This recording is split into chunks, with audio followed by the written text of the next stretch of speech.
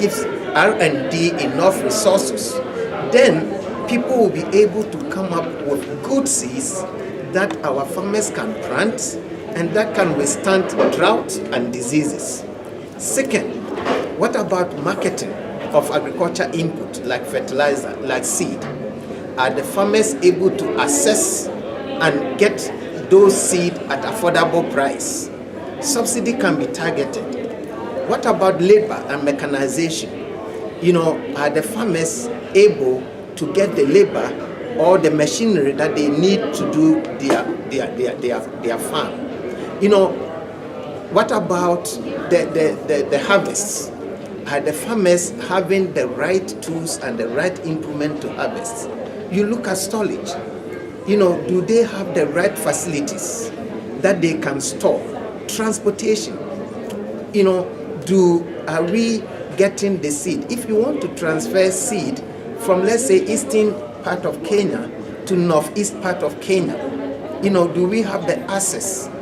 Do we target those things here? Millers, are they being able to get the right quantity to mill? Then the shoppers. So when the question about subsidy is a policy issue, but subsidy should be backed by evidence. Where do we need to target the subsidy? Because in the long run, the question is, are people having access to the food? Are the food available?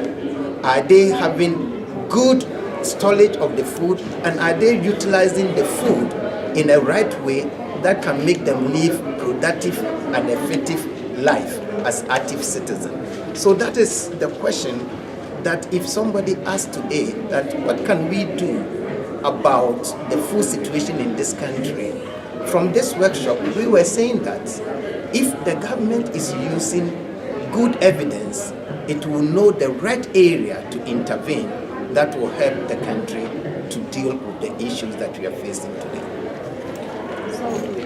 The government should invest a lot with the climate change and volatility that is going on in R&D that will help us to get the right seed, the right fertilizer, and the right resources to the farmers so that they will be able to produce against the climate change and volatility that is happening. Yes, African countries are using maybe 9 billion imports food from other developed nations. The problem that we have, and as I said, that when every country in this world have 3 areas to ensure food sustainability: the ability to produce, the ability to store, and the ability to import. A country can face drought no matter what the government have put in the production.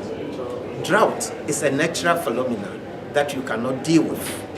If you face this situation, do you have the buffer, the storage that you can bring in? If you don't have the storage, do you immediate, like in Kenya, the first thing that you ask is, do our commercial have the enough for you to bring in?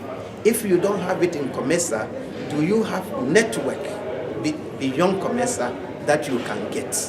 So that is what we are saying, that we should be able to have the 3-pronged approach: the short-term approach, the intermediate approach, and the long-term approach.